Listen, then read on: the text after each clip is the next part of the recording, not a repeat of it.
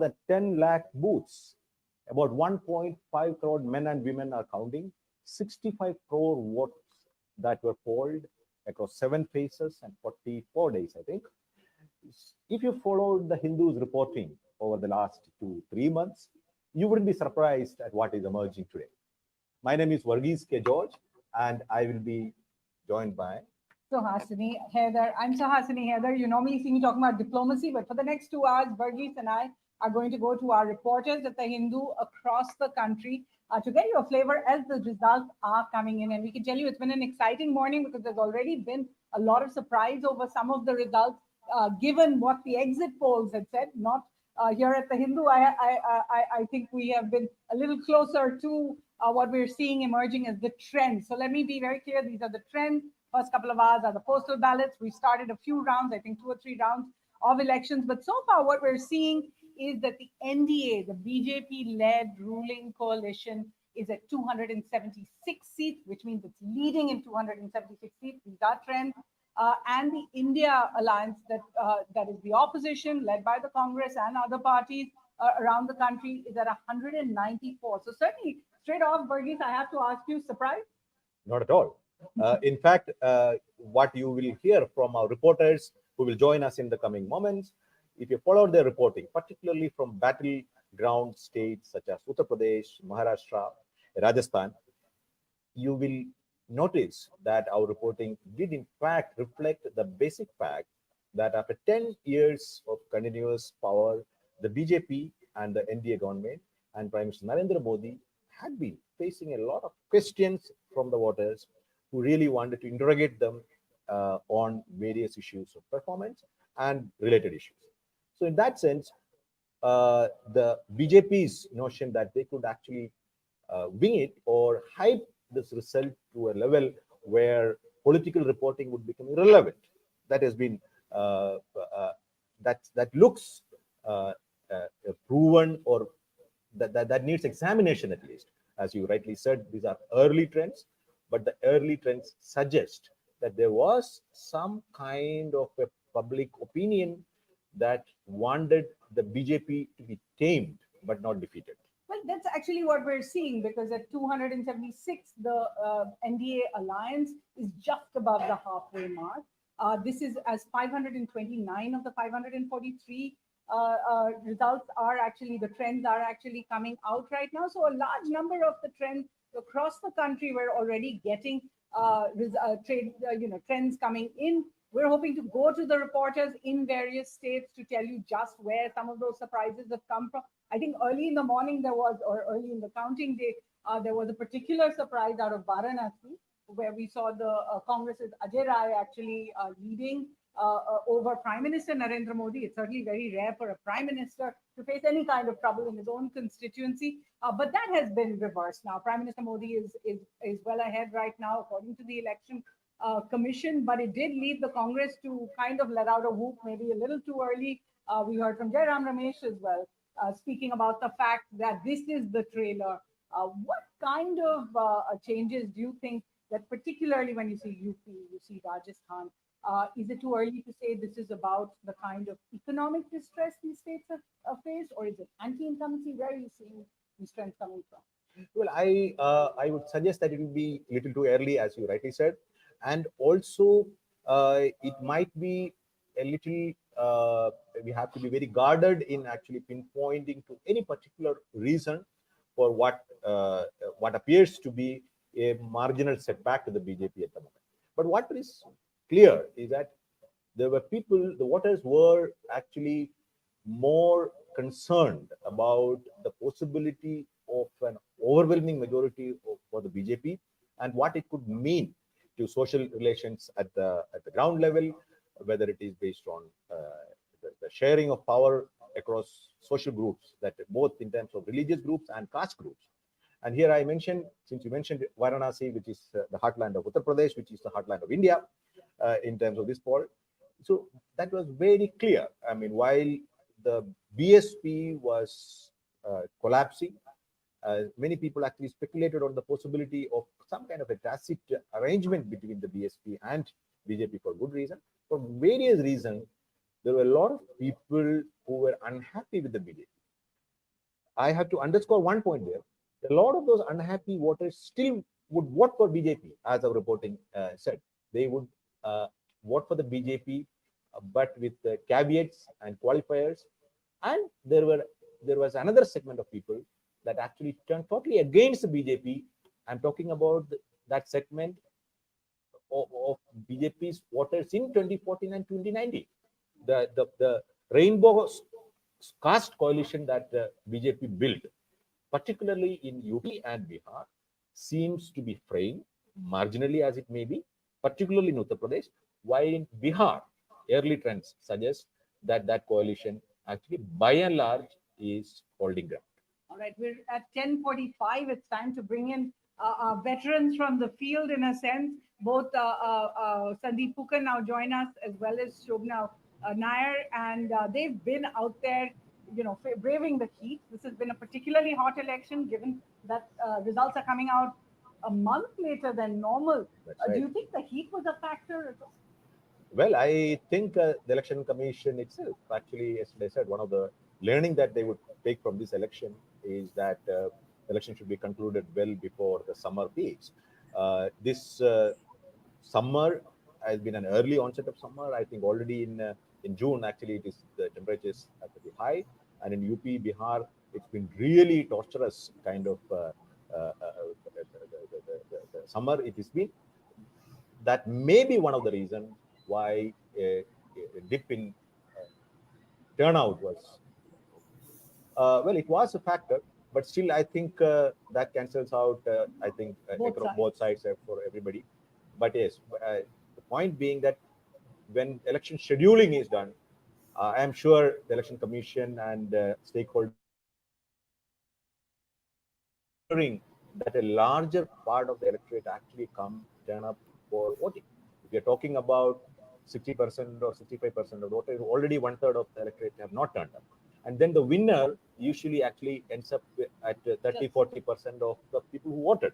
So they are actually less than one third of the total number of voters. That is not really the ideal situation. Ideal. Even so, let's bring in Sobhana Nair and Sandeep Phukan right now. Sandeep, I want to come to you first because you do track the Congress so very closely. In the morning, we were looking at pictures of the BJP's, bustling sort of headquarters in Delhi. The Congress a little more muted. Are you seeing a shift as the numbers don't seem to be as one-sided in the trends as were expected, perhaps? Suhasini, I'm not sure if I could hear you correctly. There were audio breaks in between. I think you were asking me a question on are the Congress numbers up to their expectation? Well, as is the case always with political parties, they say something publicly for public to consume, but they have different expectations privately. And that's been the case with Congress in this election as well. There's been no difference. If you follow all the public statements that have come out from various leaders, from starting with Kharge to Jairam Ramesh, all of them have been saying that. Sandeep, we're going to try to fix your line a little bit because the audio isn't coming through quite clear. But Sobhana, if you're there, take us through how you see the mood right now in the various camps. And really, is it too early to be saying anything given what we're seeing as the trends? I'm looking at 273 versus 200 for the NDA, of course, at 273 and the India Alliance at 200.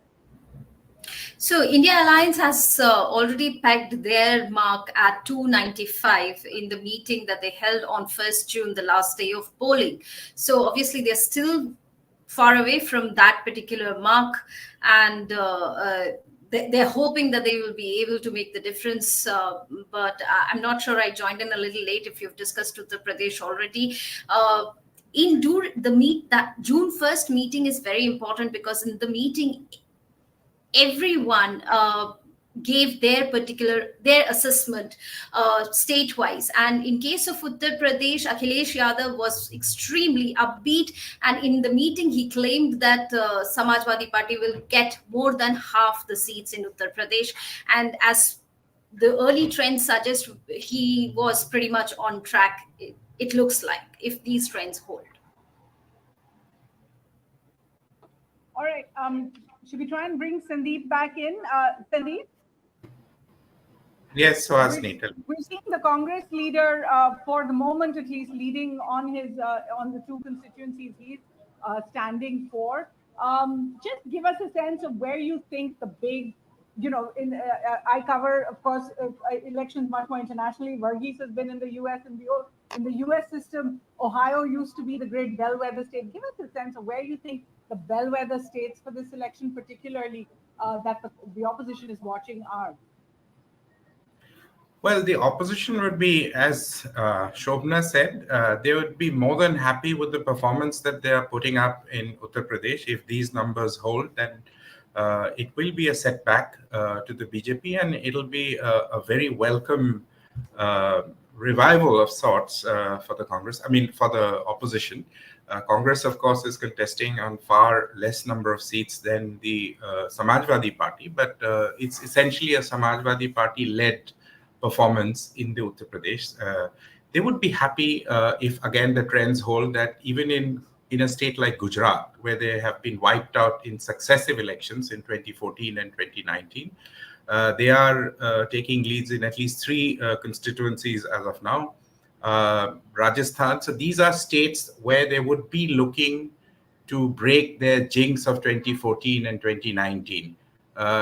They are more or less, comfortable down south, but Karnataka again is one state where, despite Karnataka and Telangana are 2 states where they'll have to watch very closely. They have their own governments there, and they would expect to do better than what the leads are showing.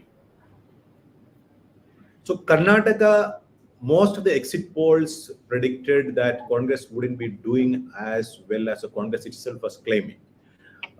So it looks like the exit polls were pretty off the mark on Karnataka, and this might actually be giving some relief to the Congress, but may not be the relief that the Congress may have expected.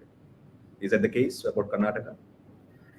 Yes, that's right. See, Varghese, if you look at 2019 elections, even in 2019, there was an opposition government in the state. It was Kumaraswamy, supported by Congress, that was ruling the state.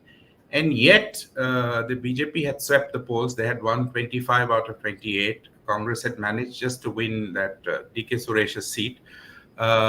This time around, what is different is that they are actually, hoping that their guarantees work on the ground. My experience of covering, whatever little I have covered elections in Karnataka, my experience is that Prime Minister Modi is very popular.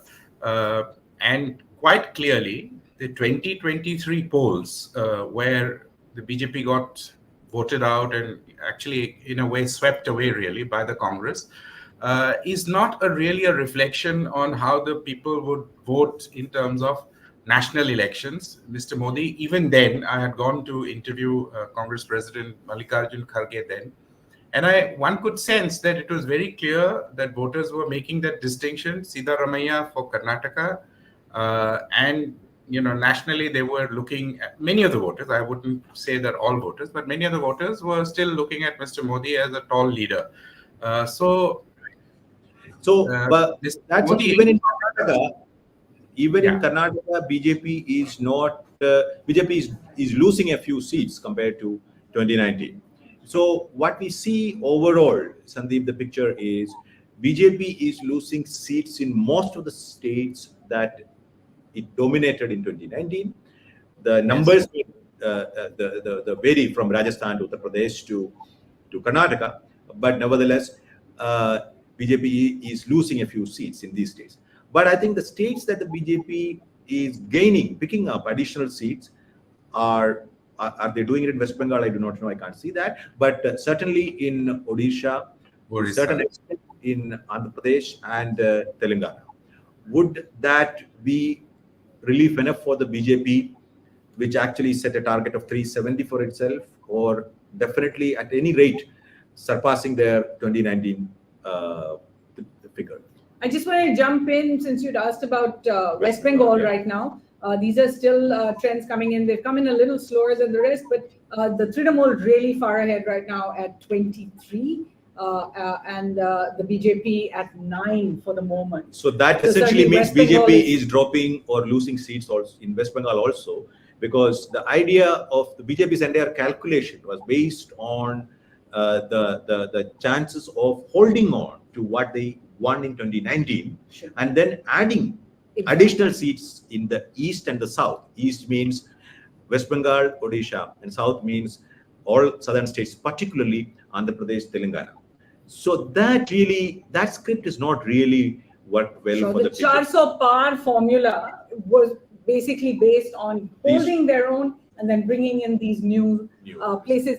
Shobna, since if you're there, I wanted to ask you. You know, we've had so much commentary at the Hindu really about the South versus North divide. What are you really picking up about how that's going? Obviously, it has been the Prime Minister's own personal mission right up to the last day when he went to meditate at the Vivekananda Memorial to try and bring the South in, to try and hoist the BJP flag in particularly Tamil Nadu, Kerala, where the BJP has not seen success in the past. Give us a sense of what you're picking up from what's happened so far. So it is very interesting. BJP was hoping to do very well in Tamil Nadu, Kerala, and exit polls also suggested, but obviously the results are at odds with the exit polls, and the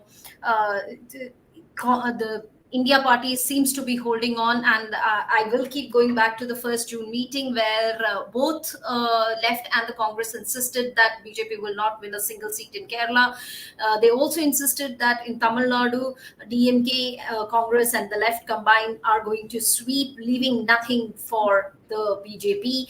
But they've been doing extremely well in Telangana and Andhra Pradesh on the back of their allies. If you were to see during the campaign, one big issue that the opposition had raised was devolution of funds. Udayanidhi Stalin had made this a thing, brought it to the center stage, where he had spoken about how little money the states get, and the state central relationship, federalism, all these were at the center stage of the campaign by the opposition parties in the southern states especially. And of course the whole conversation about BJP not understanding the southern ethos, the food habits, and they've always struggled, barring Tamil Nadu, they've always struggled finding a face and a footing for themselves in the southern states. So I guess that is what is reflecting in the polls for now. Sobhana, I will come back to you with a quick question on Purvanchal, Eastern UP. But before I do that, let me ask Suhasini. Kerala is one state the BJP is paying a lot of attention and focus to. And BJP and the exit polls predicted that BJP could actually open its account. So what does Kerala certainly looking right now as if Thrissur and Thiruvananthapuram, the two places that they had really got their biggest hopes on, Rajiv Chandrasekhar in Thiruvananthapuram against Shashi Tharoor, who's been of course 3 times MP there, as well as Suresh Gopi in Thrissur, are leading for the moment. But of the other seats, what we're seeing so far is Rahul Gandhi far ahead in Wayanad, Congress-led UDF really leading in 17 of the 20 seats. We have about 5 minutes before we bring in each of the states, in fact, to find out more. So I want to go around to each of you to ask. I will ask Sobhana a question and before you start. Yeah. Sobhana, Eastern UP, that is one area where Varanasi also is included. So that is one region where in our reporting, we could see a lot of resentment against the BJP, if not resentment exactly, certainly fatigue vis-a-vis BJP's overwhelming dominance of politics in that region. What are the early trends suggesting? So as of now, as per the Election Commission website, the Samajwadi Party is standing at 36 and BJP at 34. Congress surprisingly is winning 7 seats, which they will be more than happy to lap up. RLD, which switched sides at the very last minute, is winning the 2 seats that it is contesting on. But the fact that BJP has been pushed to the second number as of now, we're 4 minutes short of 11. That itself shows that there was a huge amount of resentment. And what I found on the ground was something much more than just mere anger against Prime Minister Narendra Modi. There were questions asked about the free ration schemes. The voters wanted to know why they are being just fed 5 kgs of grains per month instead of being given employment that would sustain themselves. So they were questioning the subsistence model of governance, where they are limited to a certain economic rank, as opposed to getting employment and moving up. So obviously the aspirations were high and the delivery did not match the aspirations there. And there was a lot of ridiculing about Prime Minister Narendra Modi's the BJP government's various claims. There was disconnect with the MPs, the candidates who in the last 2 elections have been winning in Prime Minister Narendra Modi's name. So there was a general sentiment that the BJP MPs are not connected to the ground. All right. In fact, UP as a whole has been actually quite surprising as well. I wanted to ask you before we head to all of the other reporters who are waiting by, in terms of this, did you see this election as different from the past, from 2019, 2014, but also all the elections that you've covered? And what do you think was the most different thing about election 2024, Varghese? Well, I think this is usually what happens is that the government in power actually will be required to, at least and certainly forced, even if they do not want to, explain their performance. This was a case where the government in power, not for one term, but the entire full 10-year term, 10 years to 5-year term, was not really seeking what's on its 10 years performance. And also but they actually had to defend its terrain, not on its performance, but on the question of what did they want these 400 seats for. That turned out to be quite a sudden, abrupt turn from the script that the BJP had wanted for this election. So BJP had wanted to avoid debates or discussion on the granular policy issues, etc., etc.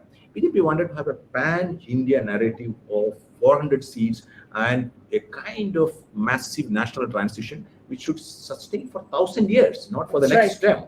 So that was a kind of hyperbole which is not usually been seen in elections anywhere. So it's certainly very difficult for a reporter even to sometimes know. Sandeep, what do you think made elections 2024 very different? We'd heard about the idea of a zero wave, of no one emotional issue across the country. What do you think made it different?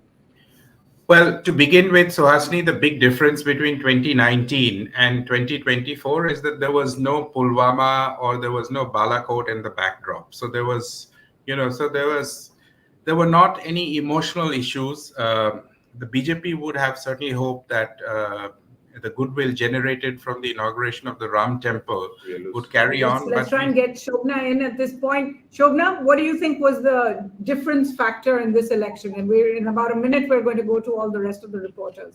Yeah, right at the beginning, it was that 2024 was no 2019. 2019, the voters would begin the conversation on the global issues rather than local issues. In 2019, the conversation was about the India's growing prominence at the world stage. The conversation was about Article 370. The conversation was also about Pulwama and the national interest. But in this election, it was very, very localized. Questions were being asked of the MPs and whether they were doing enough for the constituencies. The question, two very big issues in this elections was unemployment and rising inflation. And I think that is what decided the election.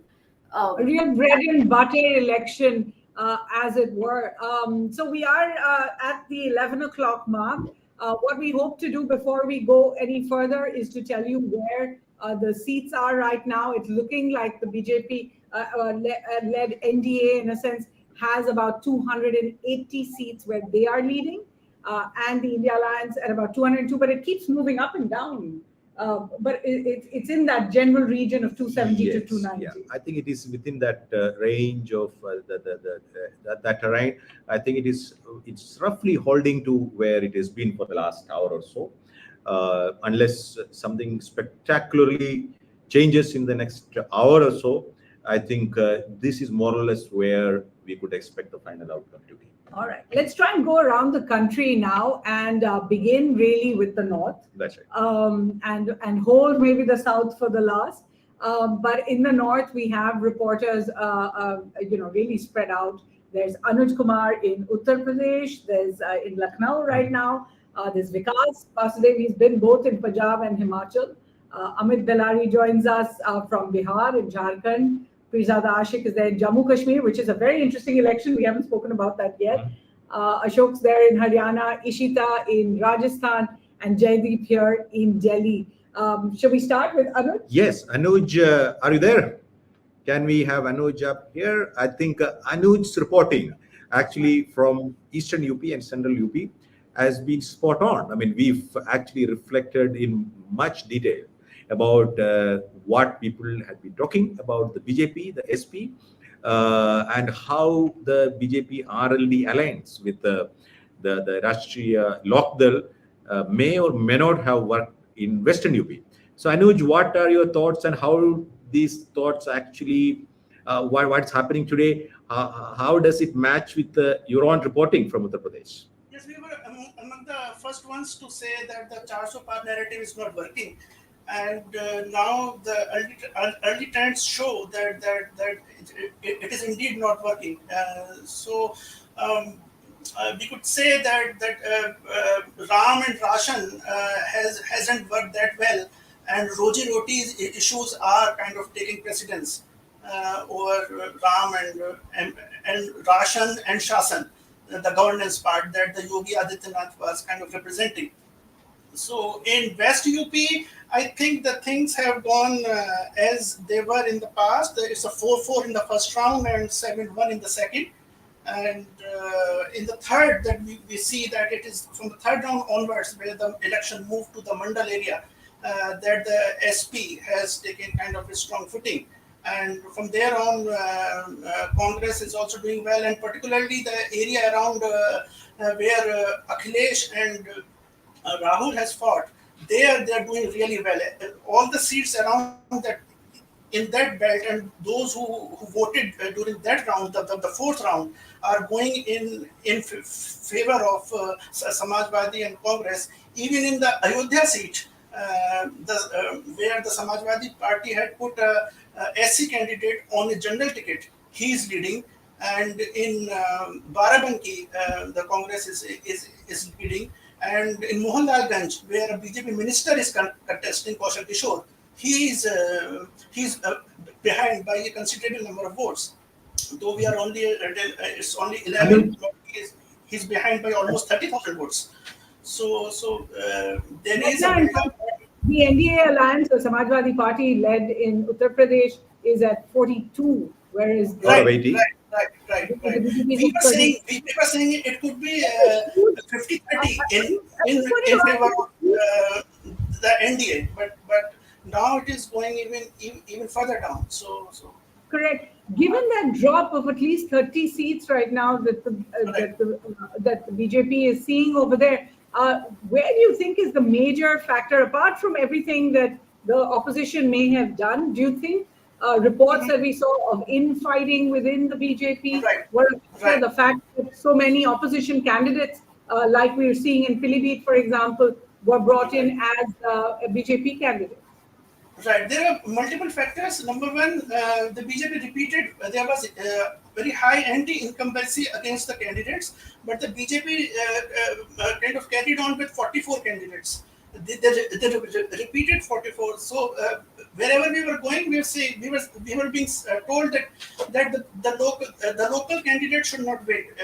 BJP, we have nothing against Mr. Modi or Yogi, but the local candidate was not visible for 5 years. So there was this thing. Number two, the BSP has worked. The BSP has completely kind of seeded ground for SP and Congress in the region. So Anuj, that has transferred. Number three, interrupting the you quickly there to get a specific input on the RLD BJP alliance. Has it right. worked in Western UP or it did not really work as it was expected? It has worked for RLD because it is leading in both the seats. But the crucial seat was Muzaffarnagar. They had to win Muzaffarnagar for BJP.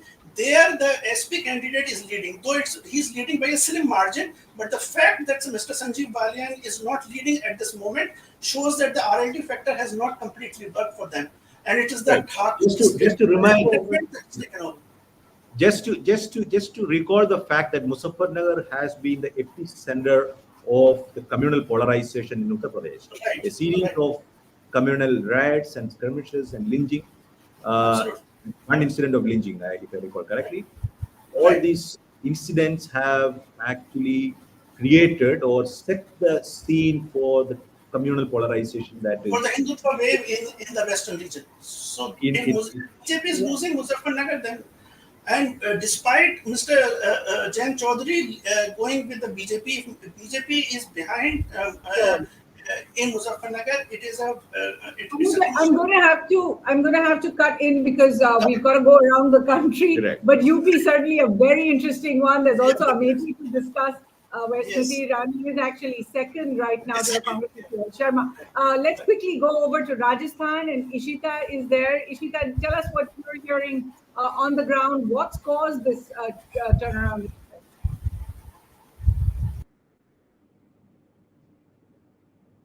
Okay, I don't see Ishita. Should we bring in Vikas? Vikas, Yeah. Vikas Vasudev? You've been covering both Punjab and Himachal. We're looking at some of the trends coming in from there. What do you see? Yep. Slightly this most unexpected lines that we were reporting. It's been a direct contest between the Aam Aadmi Party and the Congress because as a part of India alliance, they were not contesting jointly in Punjab, and they were fighting against each other. So interesting. This is interesting. In fact, the Aam Aadmi Party, for the Aam Aadmi Party, it was a critical test. They are in power in Punjab, and it's the only one state in the country where Aam Aadmi Party is in power. So it's basically they had gone to the people asking votes on their performance for the last 2.5 years, be it 300 units of free power and all that stuff. So as of now, they are just early trend shows that they are only heading on 3 seats, which is like a bad performance on their part as of now. Let's see how it goes. But for the Congress, it is thumbs up. In the last election, 2019, they had 8 seats. And as of now, they are in between 6 or 7. Like right now, it's on 6. Otherwise, it was on 7 seats. So if they are able to maintain 6 to 7 seats, they should be quite content with that. And although there is a matter of concern that their vote share, as of now, it has gone down. Which was last time it was around 40%, which is as of now it is showing around 26%. On the other part, if we see for the BJP and the Akali Dal, because they had contested, first time they were contesting not jointly and not in the alliance. So both the parties, as of now, it seems that they are losing. Last time, Akali Dal and the BJP both were having 2 seats each when they had contested in alliance. This time, as of now, the trend shows that only one seat the BJP is leading, and the Akali Dal is also leading on 1 seat. So overall, yeah, the narrative, but the surprising factor is the 2 independents in Punjab. So this is one Amritpal Singh in Khadur Sahab seat, who is leading right now, and the other one is Sarabjit Singh Khalsa, who is the son of Beyant Singh. Yeah. What is the overall picture in Punjab? Yeah, see, the overall picture is the Congress is leading in 7 seats, 7 and as of now it's 6. Now it's showing 6. The Aam Party in 3 seats. So by and large, it is like the Congress is heading there, and yeah. So they have been able to maintain their seats, which because in 2019 they had 8 seats, and by and large they have done a good performance. And the interesting part is that Aam Aadmi Party and the Congress, which I already said, that they were fighting against each other and not in alliance in Punjab as the Indie bloc partners. So, So let us now turn for the to Aam Aadmi Party, it is. yeah, because we'll stop you there, and let us now turn to Haryana, which is also turned out to be an interesting battleground state. Let us get in Ashok there. Ashok Kumar, are you there? And after that, maybe we should go to West Bengal, or We'll turn then to the east, but let's just finish with the north. There's also we're waiting to hear about Rajasthan. Rajasthan also. Let us see whether Ishida is joined us live. Ashok, are you there?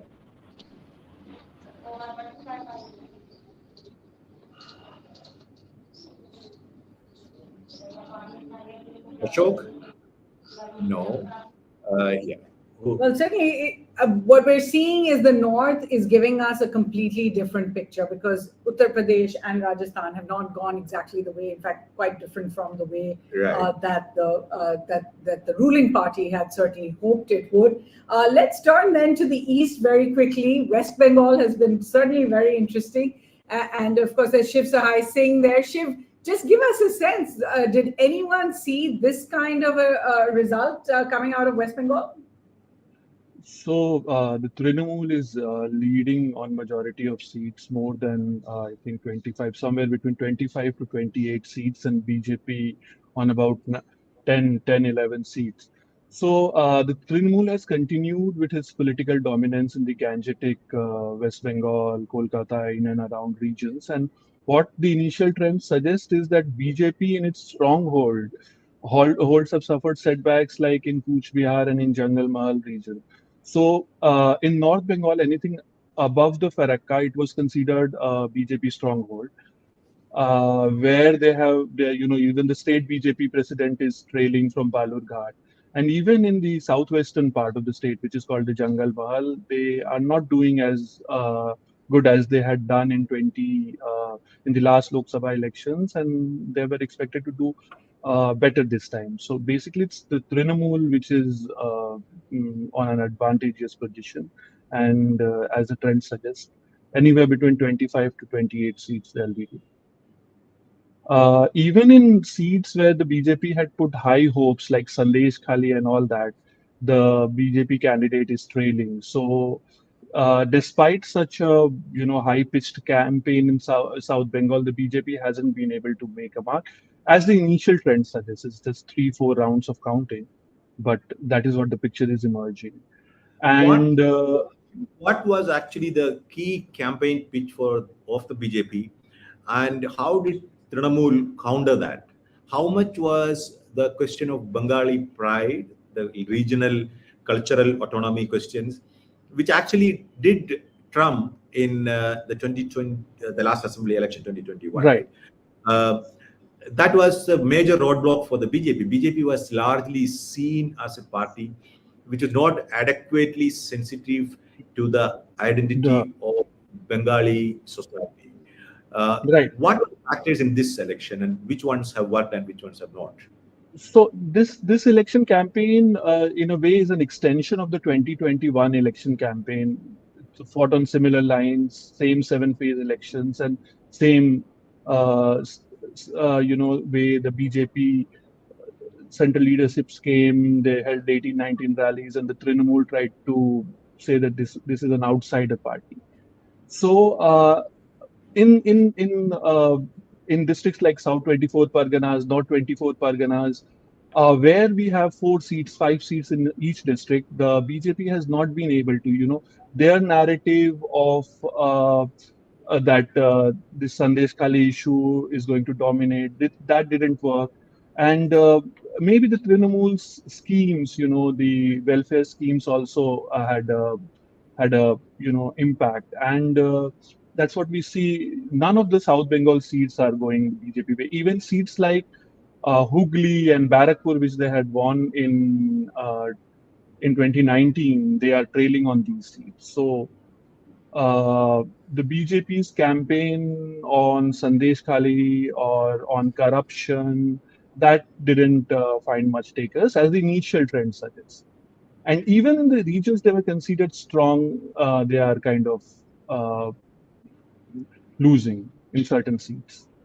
So, and Thank the you. left Thank you. Congress. Where do we go now? We're Suhasini? still in the east. There's Rahul Karmakar. If he's joined us now, of course, he had a busy day on Sunday as well. We've already seen results coming from Arunachal. We've seen results from Sikkim. Rahul, what can you tell us about Assam, where you are? Good morning. Assam, the results are almost as expected, but the BJP is down by one seat compared to 2019. It's leading in 8, and the Congress has done better. And Congress is leading in 4 seats compared to 3 it won in 2019.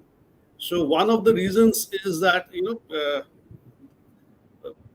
in this thing there was in 2013 we had a delimitation where a lot of constituencies were shifted from here to there, and in particularly in this impacted this seemed to have impacted the BJP more than its allies. For example, the AGP is leading in Barpeta, which used to be a Muslim-dominated constituency, but after the delimitation, the Hindu population increased, and the AGP has done well, is doing well, and AGP is likely to enter the parliament after 10 years. Rahul, also interesting that Congress leader Gaurav Gogoi, the former chief minister's son, is also leading for the moment. He's leading from Jorhat comfortably. And I wanted to say another thing. For example, Karimganj was a scheduled caste seat, reserved for scheduled caste, despite being a Muslim majority constituency. Now, after delimitation, the adjoining Silchar seat was made reserved for scheduled caste, and the Karimganj seat was made a general seat. Now, Karimganj Congress candidate Hafiz Rahman Rashid Chaudhary is leading by a large margin. Right. So, another aspect of the Assam election this time, because the NDA is more or less, India will more or less end up with a similar number of seats as in 2019. The NDA, BJP had 9 seats. Now the NDA together is likely to have 10 seats.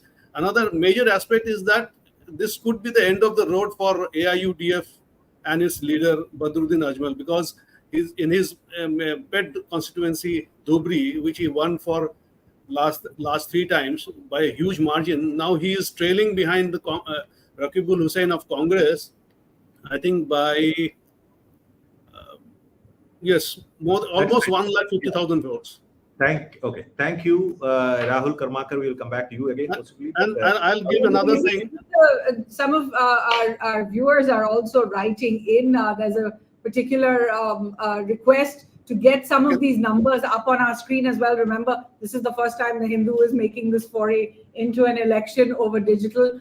You'll, of course, wait to read a lot of the analysis of all the faces you're seeing right now. We're going to dive back across to the north now, because Haryana is another very interesting state. Two important points. State. Is Ashok there? Can I add 2 important points? Yeah, you hold on, Rahul Karmakar. We'll come back to you. Is Ashok Kumar here from Haryana? Ashok? Yeah, good morning. Good morning. Haryana results actually turning out to be yet another setback for the BJP. BJP has been in power, and BJP has nearly swept all seats in Lok Sabha in 2019. BJP did try a change in of chief minister in Haryana just ahead of the Lok Sabha election to ensure that it had its ground covered. But despite all that thing, the Congress seems to be leading, and 6 versus 4 right now. And even somebody could suggest, surprisingly, Gurgaon is an urban seat next to Delhi.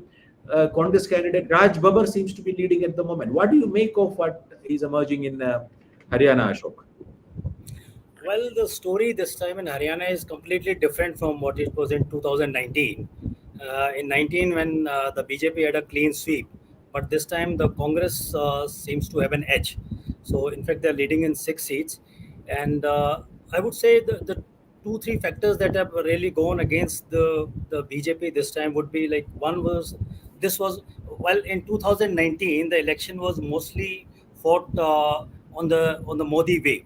the BJP had rode back on the Modi wave and the nationalist forward in the wake of that Balakot strikes. But this election was largely fought under the shadow of the farmers' protest.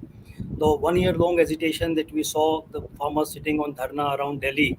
So that was one most important factor in these elections. And the BJP candidates and leaders going to the villages this time, they were confronted by the villagers. They were questioned, and in some cases, they were not even allowed entry inside the villages. So that I would say is a very important factor, and that must have gone against the BJP in some of the Jat heartland, like Sirsa, Hisar, Rohtak, Sonipat, some of these seats. Secondly, there was a strong anti-incumbency also, more against the state government, more against the government led by Mr. Manohar Lal Khattar, and not that much against Modi. So that is one factor which has also gone against the BJP this time. The reasons for the anti-incumbency were like there was a high unemployment rate in Haryana, one of the states with the highest unemployment rate in India. Then there were some the employees were also against the government. The midday meal workers, Anganwadi workers, clerks, they held long agitations.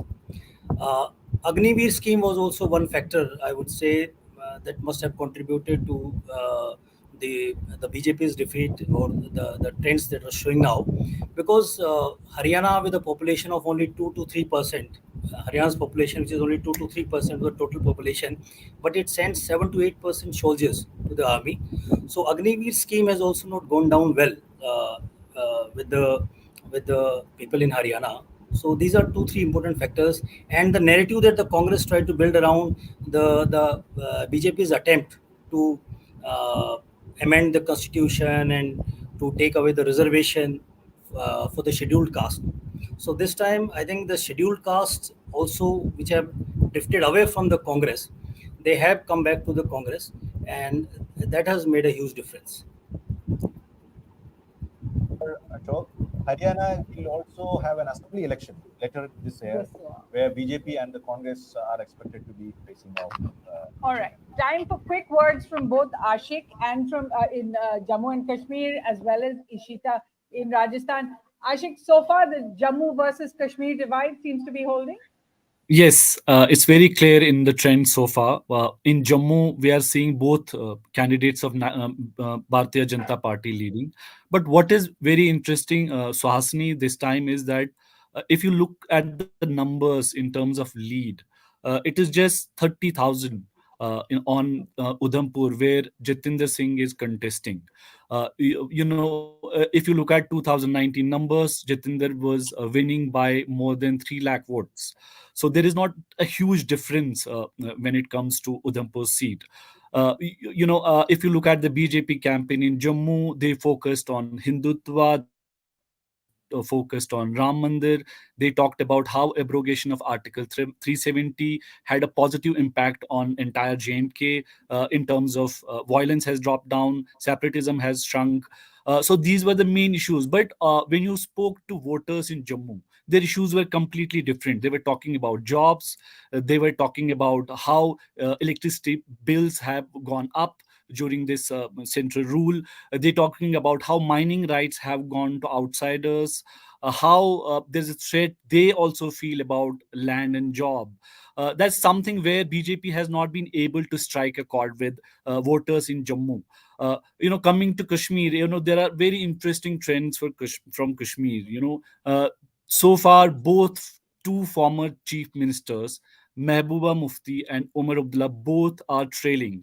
Mehbooba is trailing from South Anantnag, which she once claimed capital of her party, PDP. It seems, the caste politics, the way National Conference has galvanized its cadre first time in the last 3 decades. We have seen boycott politics being very dominant in South Kashmir. But this time, voters have come out. They have spoken through vote. Both National Conference and PDP talked about Article 370s during their campaigns. They focused on the fact that how abrogation of Article 370 in 2019 has posed a danger to the Kashmiri identity. How post 2019 locals were rounded up without any reason. There are growing cases of arrests. We saw in all the three seats in Kashmir Valley, Raid Raj, FIR Raj was the slogans raised by both National Conference and PDP, even by the Engineer Rashid. From north of Kashmir, we are seeing that Engineer Rashid is leading by more than 60,000. It will be very difficult for Umar Abdullah to cover that numbers in next 4 or 5 rounds. So in the central Kashmir, Ruhullah, a Shia cleric who became the moral compass for the National Conference. He was the first within the National Conference to raise the issue that National Conference is not doing enough to protect Article 370 or to launch a struggle, post 2019 around the issue of Article 370. I think So very the interesting. larger reality. Since the previous two chief ministers, as you pointed out, Omar Abdullah, Mehbooba Mufti, right now trailing with fairly difficult margins. But thanks so much for joining us. And a quick word in from Ishita in Rajasthan before we have to head to the west. Ishita, what are you hearing there? Hi, ma'am. So am I audible? Yes, please go ahead. Okay, so as we know that BJP has won all 25 seats in Rajasthan in 2014 and in 2019, but this time results are quite shocking. Right now, BJP is leading on 14 seats. Oops, we seem to have lost Ishita over there. And we did have Jaideep with us for Delhi. Jaideep, the BJP always hopes to win every seat in Delhi when it comes to the Lok Sabha, if not the assembly. Where are we right now? Seems like BJP is getting what it wished for again for the third time in a row. Out of the 7 seats of Delhi, there's one seat which is the Chandni Chowk seat, where the Congress has put up its veteran leader JP Agarwal, where there's a bit of a fight, where the margin is still close, less than 10,000 votes. So that seems like a good battle. But otherwise, the rest of the seats, especially the Kanhaiya Kumar versus Manoj Tiwari fight, which had sort of taken the headlines when the candidates were announced.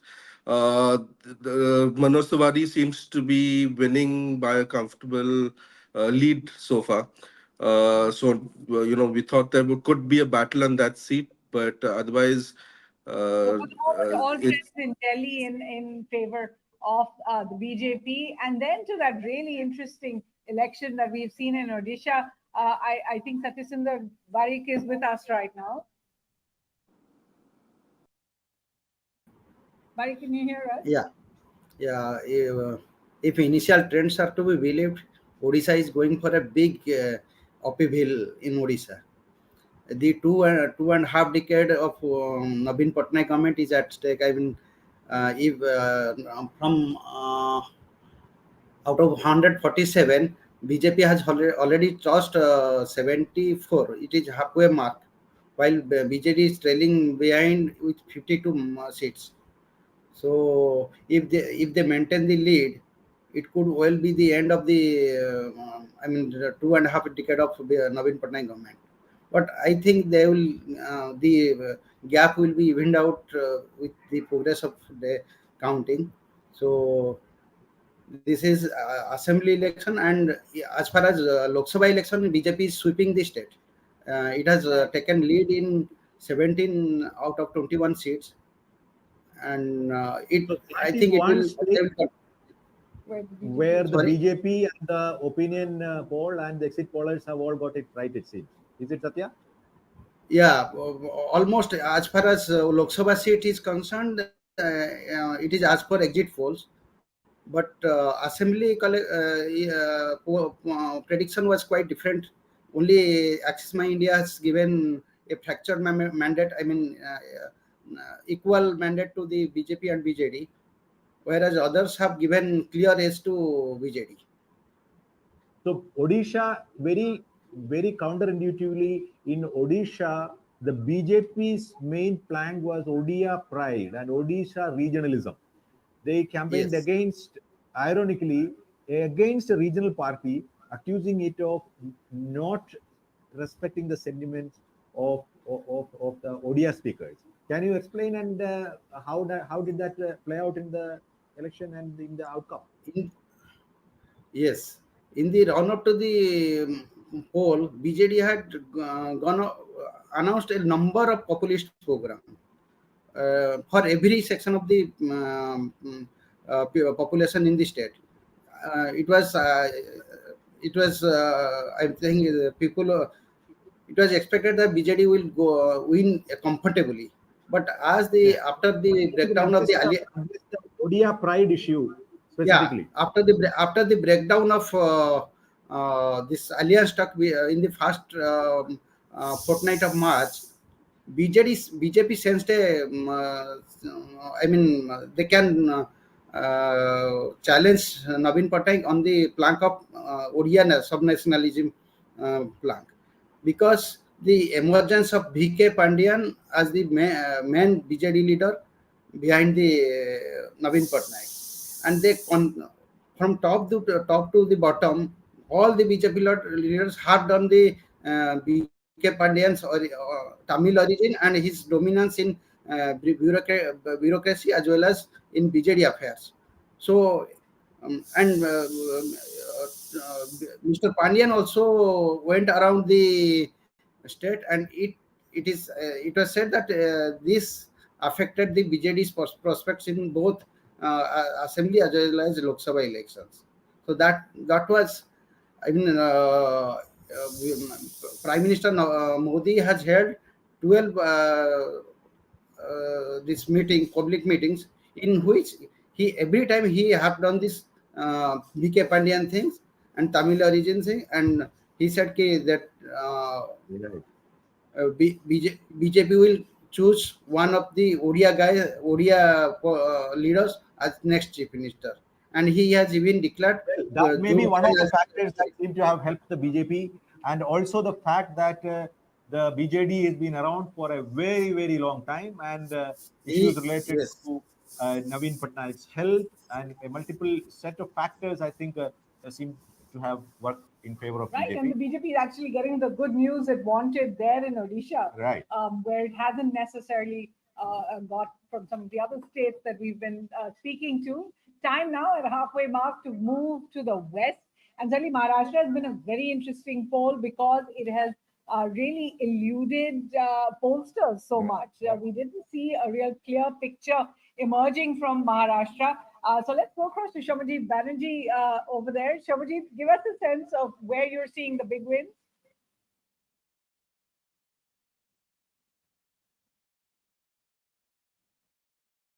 Have we got Shobhajit with us? So.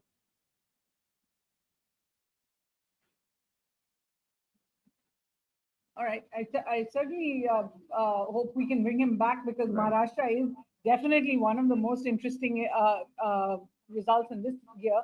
But we're seeing for the moment that the Uddhav Thackeray Shiv Sena, because it becomes more and more complicated there, is and its allies, the India Alliance, are at 11, whereas the BJP-led, the other Shiv Sena, is at 18.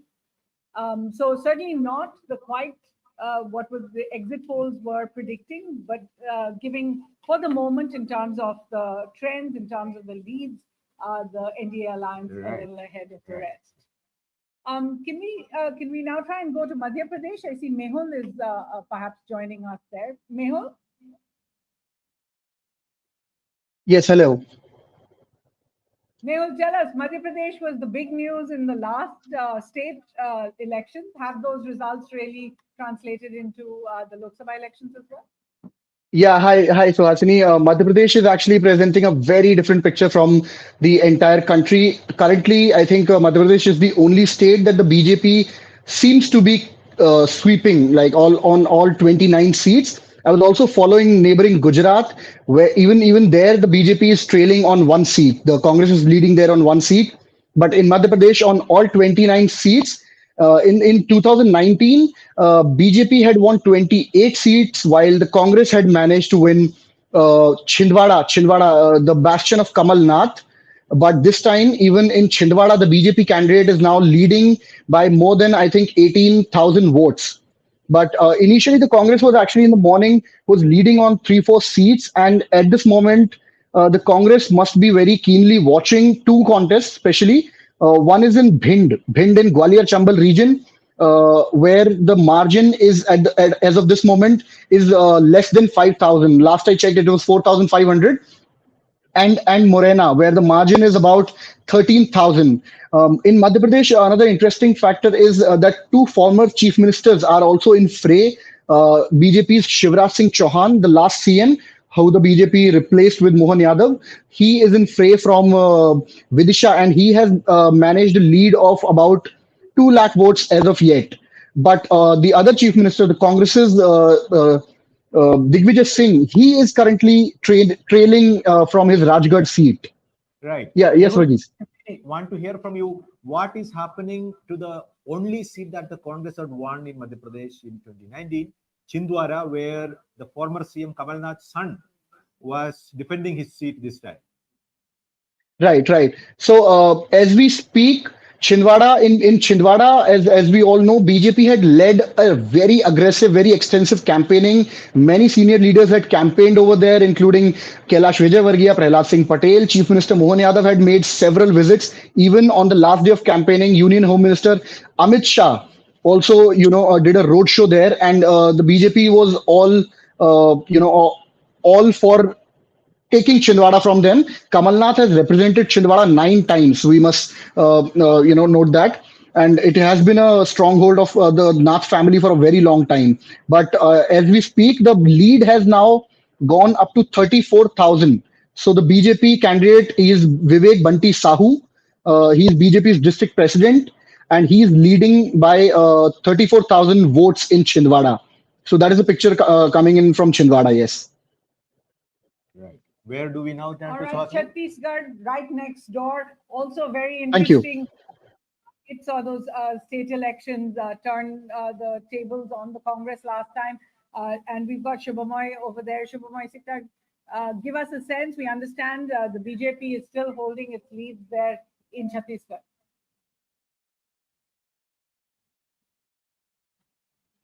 Okay, we've lost Shubhamoy again. So Let us turn to Ishita if she's there, I think. Is she? I think If Ishita is not there, we can ask Sobhana for updates on Rajasthan. Hello. Sobhana got back in? Am I audible? Yes, Ishita, go ahead. Yes. Yeah, so as I told you guys earlier also that BJP has ensured but the BJP has won all 25 seats in Rajasthan in 2014 and in 2019 as well. But this time elections were really tough for Bharatiya Janata Party in this state because of many power centers and other things. Right now, if we see the Election Commission's data, BJP is leading in 14 seats out of 25, Congress on 8, and BAP, Bharatiya Adivasi Party, is also leading in one seat, and 2 independent candidates are right now leading. Rajkumar Raut, who's a Bharatiya Adivasi Party candidate, is winning from almost, but right now leading with almost 35,000 votes. And this can be seen as that the Dalit and the SC/ST community is now coming out and being Rajasthan vocal. is a case of Congress had come up with the slogan against a counter to the BJP that North may half, South may south. So I think Rajasthan and UP are 2 states where BJP is actually hovering around half its tally of 2019.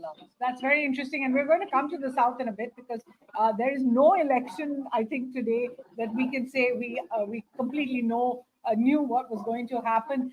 But Shobna is also with us right now, and Shubhamoy is back there in Chhattisgarh. Shobna, just give us an all-round tally because we're going to move really to the South very soon. Give us an all-round picture right now of where we are in terms of both the NDA and the INDA alliance.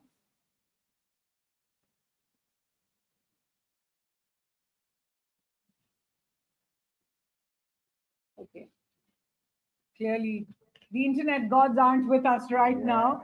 So I'm going to try to go back to Shubhamoy in Chhattisgarh. Shubhamoy, there you are. Hello. Go ahead, Shubhamoy. Hello, sir. Can you hear me? Please go ahead, Shubhamoy. Yeah, so in Chhattisgarh, it's more of the same. Like I said in an earlier preview, also for the past 20 or 24 years, since the creation of the state, the tally has always moved around 10-1, 10-1.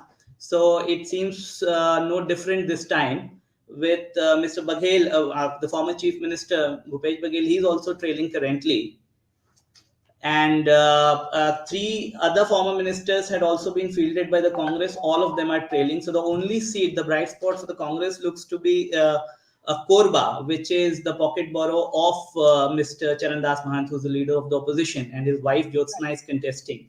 BJP had fielded a heavyweight from there, Saroj Pandey, but I think the tag of outsider seems to have worked against her. It does seem as if, in terms of the BJP, if it is looking around the country, the center is holding that Madhya Pradesh there and Chhattisgarh. So we can go now back to discuss that one I've been wanting to talk about for a while, which is Maharashtra. And Shomajit Banerjee is joining us. Shomajit, it certainly hasn't turned out exactly as the exit polls had said. What are you really picking up about the final count? I think the most thrilling battle in this election is being fought in Maharashtra, and the Mahayuti and the NDA could be heading for a very bleak result if trends are anything to go by. The Mahayuti is leading on barely 18 seats or 19 seats, and the Mahavikas Aghadi, in a surprising turnaround, in a fantastic volte-face, has taken a lead on 29 seats. And the BJP, which is contesting 29 of the 48 Lok Sabha seats, has barely managed to gain a lead on 11 or 12 seats. And the Eknath Shinde-led Shiv Sena is leading on 6 or 7 seats. Now, Uddhav Thackeray, which fought for and took the lion's share in the Mahavikas Aghadi, is leading on 10 or 11 seats. The Sharad Pawar-led NCP SP is just doing phenomenally well. Its strike rate is superb. It's leading on 8 of the 10 seats it is fighting on. And Sharad Pawar is giving his nephew Ajit Pawar a very sleepless afternoon, and many more sleepless days are nice to follow. The Congress is putting up a spirited fight in Maharashtra. It's vastly improved its tally. It's leading on 9 seats currently, or 10 seats. And the MVA is just doing fantastically well, and nobody could have expected this kind of. Interrupting you briefly there. So what is happening, what is emerging in Maharashtra is the main parties actually split. Shiv Sena had 2 factions, NCP had 2 factions. The factions of both these parties that stayed with the Congress, those factions are getting popular approval, though the factions that went with the BJP were the ones that were officially approved by the Election Commission as the official Shiv Sena and the official NCP. So in that sense, this election is a way of people actually questioning the decision of what actually, which one of those factions is represent the real base of the party. And this is also one state where the exit polls were pretty off the mark, and the reporting generally, and our reporting particularly, was actually pretty much bang on. Yes, we had carried stories on Sharad Pawar's canny strategizing, on how he was squaring the pitch for the BJP, and how the poor candidate selection by both Eknath Shinde and the BJP. I think the Mahayuti is paying a very heavy price for that, and it could be a Gotterdammerung in the next few hours if things continue this way. And for instance, there's a lot of satrap rivalry in Maharashtra which hasn't really been resolved, and we are seeing that being played out now. We are not sure whether the Ajit Pawar group has campaigned wholeheartedly for the BJP candidate, or the BJP candidate has the local BJP leaders have campaigned for the Ajit Pawar group. And the other thing is, you see, here the splits have determined, they have pushed caste and communal alignments. The Muslims and Christians have all gravitated towards Uddhav Thackeray, and it's showing clearly. And the other thing is that, for instance, if you look at the NCP's vote base, just to take an example, because Ajit is headed for a near Waterloo in this case, And the NCP's vote base traditionally is composed of Maratha-speaking voters, of Muslim voters, of Dalit voters, and to an extent OBC voters. This is the undivided NCP's vote base. Now, Ajit Pawar may have gone with the BJP, but his vote base has gone with Sharad Pawar. So I feel that there's a very bleak future ahead for both Ajit and both Eknath Shinde, and the BJP may well have to do a course correction in the immediate aftermath of the results today. Right, and what is important and where the Maharashtra voter must be credited is, despite all the confusion, people seem to know which way they have wanted to vote for. Yes. Certainly, Shabani, thanks so much for joining us. We've got 15 minutes left for now that move to the south, and I think we can start from the south. Which state do you want to start with? Well, I think I would definitely go to Tamil Nadu, where the BJP has spent 5 years of really massive amount of attention, focus, resources. The Prime Minister himself led the charge. A series of programs that actually tried to rope in the Tamil voters into the Hindutva fold, central government sponsored programs, the Tamil Kashi Sangamam, the Tamil Saurashtra Sangamam, numerous visits that the Prime Minister himself did. The BJP unleashed a campaign that is actually sustained for nearly 5 years now. BJP was really hoping that the demise of J. Jayalalitha, one segment of Dravidian politics in Tamil Nadu, is opened up sufficient space for the BJP to make a massive inroad into Tamil Nadu. And BJP, a lot of port states also bet on that possibility of BJP making inroads. So therefore, I will definitely want to hear from our Tamil Nadu colleagues what actually is the real outcome now, as we can And now I think see. Suresh has just joined us, D. Suresh Kumar there. Give us the whole picture on Tamil Nadu.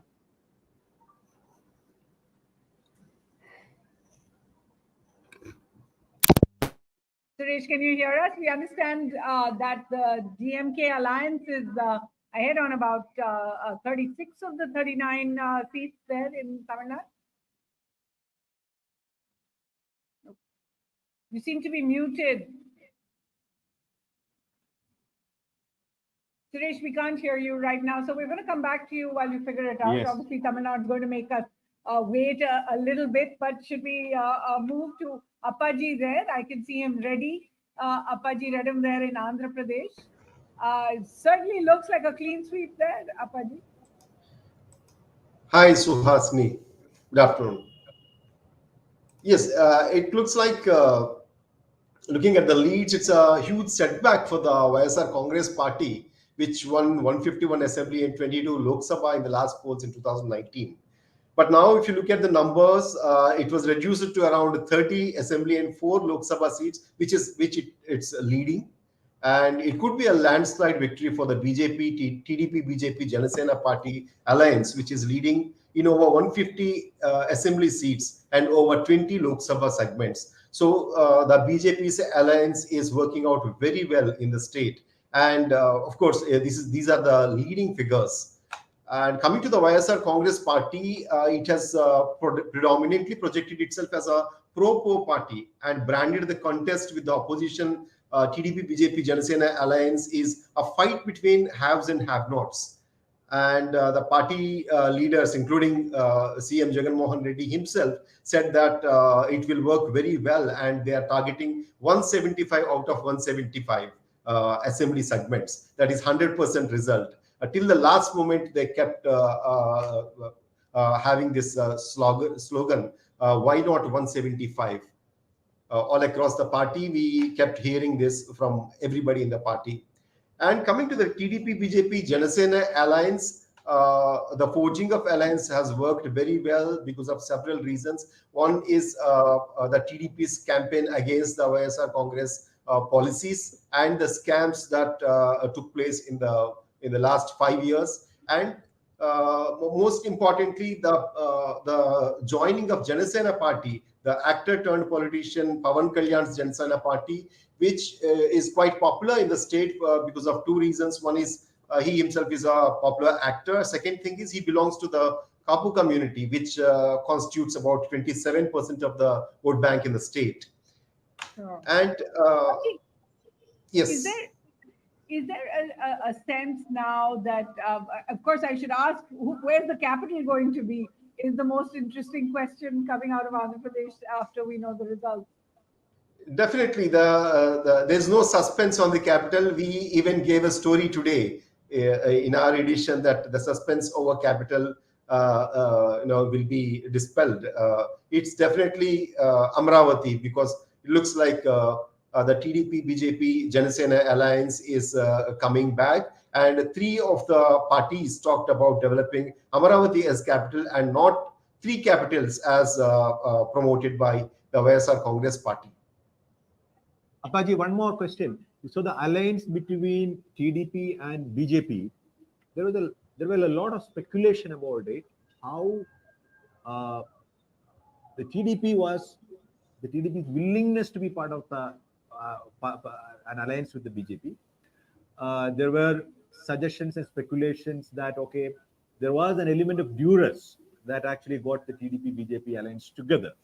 Now that the national politics itself, you see, opened up in a manner that was not possible in 2019, do you think TDP will be a loyal ally of the BJP, or is it far too early to speculate on that question at all? Yeah, right, Varghese, you're right. In 2019, if you look at the scenario, the TDP was not comfortable with BJP, with joining with BJP. In fact, it was criticizing BJP on certain counts. But later, TDP Supremo Chandrababu Naidu made several statements saying that his criticism was confined to the special category status for the state, which was not honored by the BJP. Special category status is due to the state as part of the AP Bifurcation Act, which was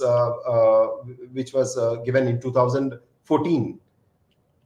So later, Chandrababu Naidu tried many times to be close with the BJP, and he tried his best to have alliance, and it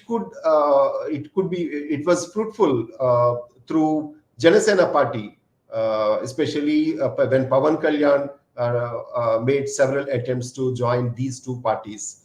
Pawan Kalyan, in fact, met former Chief Minister Chandrababu Naidu when he was in jail, when he was arrested. He went to jail, and that was the moment he made a statement that he's joining TDP, and he's keen to join both TDP and BJP, and the alliance will be formed soon, and they'll fight together against the YSR Congress party and its policies. Right. So on that note, we will just take a quick word from Telangana now. And Ravi Reddy has been standing by. Ravi, give us some very high-profile elections there in Telangana, particularly Hyderabad. Yeah, good morning, Suhasini Varghese. It's quite interesting outcome of the polling in Telangana. BJP is making good inroads. It is now close to 8 out of the 17 seats. Congress is also leading in 8 seats. And BRS has drawn a blank so far. And MIM is leading in its stronghold of Hyderabad, as discussed earlier also. The surprising factor is polarization seems to have taken a big leap in Telangana, and BJP's narrative of Hindutva has worked out very well in the border constituencies of Maharashtra, Karnataka. Nizamabad, Adilabad, Karimnagar constituencies are showing huge leads for the BJP candidates. At the same time, the Congress candidates are also they have got such a huge lead of over 150,000 in Nalgonda, Khammam, and even in Bongir constituency, the Congress candidates are leading by over 100,000 of votes as of now, in the 5th round and the 6th round itself. This shows that there is a sharp decline in the fortunes of the BRS party, where it has not given a strong fight to any of this party, except for Medak constituency, where the fortunes are changing like anything. First, it was the BRS which was leading, a former bureaucrat and IS officer, Venkatram Reddy, was leading with 700 votes. Then the BJP candidate came in to forefront with a few hundred of votes. And Then Congress candidate also led for some time, and again now it's back to BRS. So it's quite interesting to see how the BRS vote will go, sir, because it looks like there is a huge transfer of BRS votes to BJP in this election. And of course, everybody from Delhi has been watching the Hyderabad election, and it seems Asaduddin Owaisi is ahead at the moment. yeah, in Kishan that Reddy is leading around 40,000 votes, and equally important is Itala Rajender, another strong leader of the BJP. He is again leading with around 50,000, and BJP National General Secretary and Firebrand MP Bandi Sanjay is leading in Karimnagar constituency, and lot of newcomers of the BJP are also leading in constituencies like Chevela Let's Konda leave it Reddy. over there because we've still got about 10 minutes to go to the three important states of Tamil Nadu, Kerala, Karnataka, and Kerala. Kerala. Yes. So let's go Suresh back should to be back Suresh again. in Tamil Nadu. Over to you. Hi. Hello, Suresh. Yes. Hi, Varghese. Yeah, so it's a landslide for the DMK-led India Alliance in Tamil Nadu. 38 seats as of now, they're leading. This includes the Puducherry, 38 out of 40, so I would say. So 40, again, the Congress is leading. And the big thing is that after 1991, so after more than 30 years, political formation is getting a back-to-back landslide victory in the parliamentary elections in Tamil Nadu. So we saw this happen, play out in 2019. It's happening now again. The numbers are more or less similar, except for the BJP, which is for the first time heading the NDA in Tamil Nadu, is leading in Dharmapuri, but it's not the BJP, it is the BJP's alliance PMK. So the PMK fielded Soumya Anumani. So clearly there's a caste consolidation in favor of the one-year candidate there. So Dharmapuri is one constituency where the DMK is trailing. The other thing is the AIDMK alliance is heading, is leading in Virudhunagar constituency, where the former film star Vijayakant, late Vijayakant's son Vijay Prabhakar has been fielded. So the Congress MP Manikam Thakur, who's quite a well-known face in Delhi as well, he was in charge of the Congress campaign in Telangana. So he is, trailing surprisingly in Virudhunagar. Yes, so Virudhunagar is one constituency where the AIDMK alliance DMDK is ahead of the Congress. So except for these two seats, the other seats are in most seats it's quite comfortable for the DMK as of now. The What is victory happening in Coimbatore? Coimbatore, yeah. So, most of the media was fascinated with Coimbatore because Annamalai, the BJP state president, was contesting there. So, as of now, he's trailing in Coimbatore. The DMK is much ahead of him, after the second round of voting, of the counting, which has been made official. So, he's trailing in Coimbatore. And also the other factor is that the BJP intended to push the AIDMK to the third slot. But as of now, when you notice, it is the AIDMK which is in the second slot in about 25 plus constituencies across Tamil Nadu. So the BJP is in the second position in the urban constituencies. In all the three Chennai constituency, the BJP is number 2. In Coimbatore, it is number 2. Then in Tirunelveli, where the party's floor leader of the assembly, Naina Nagendran, is contesting, it's number 2. Kanyakumari, where former Union Minister Radhakrishnan, Pon Radhakrishnan is in the fray. The BJP is trailing behind the Congress. So there are few constituencies where they're number 2. But otherwise, the AIDMK has managed to come to the second position as of now. That is, we are it's 12 o'clock.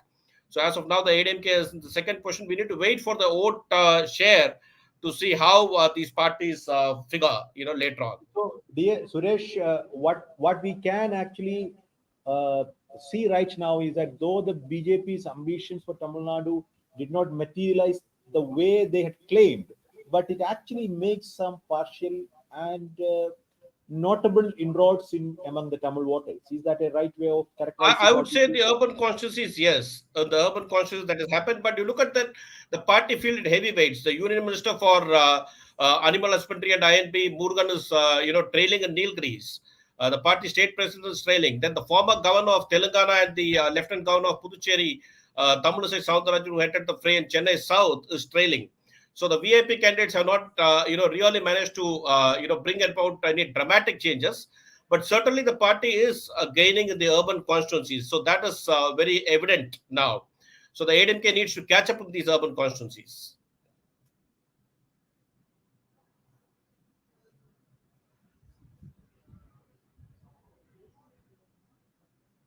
Not exactly happy about recent entrance into the party.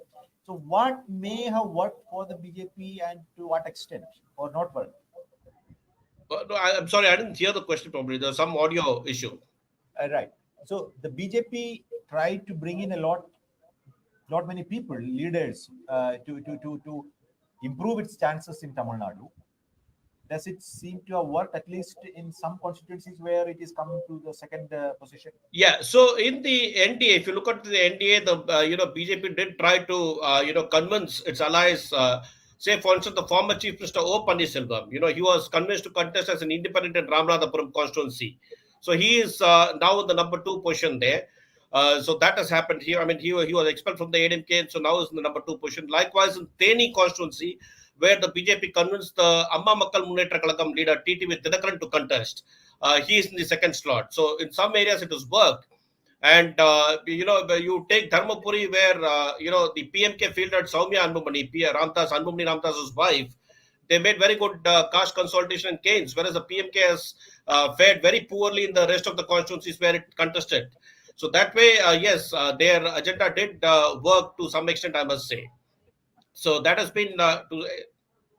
Before we let you go, Suresh, do we see any sign of weakening of the DMK and its alliance?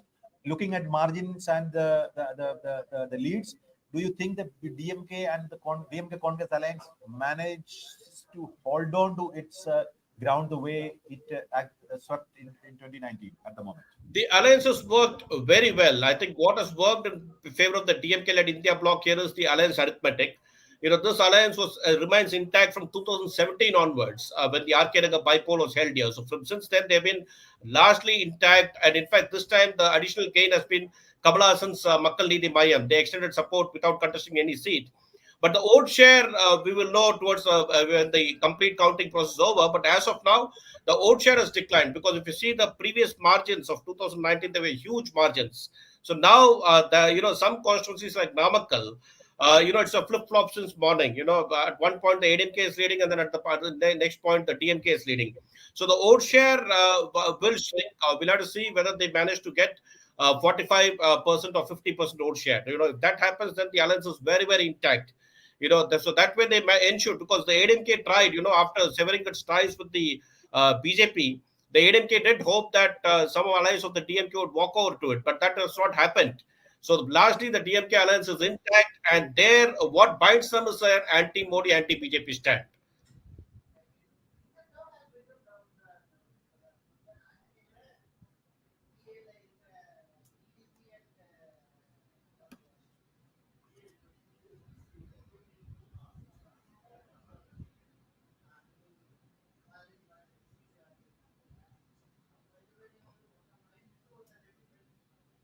Which is a very crucial battleground state for both parties, because that is one southern states where the BJP and the Congress are facing each other.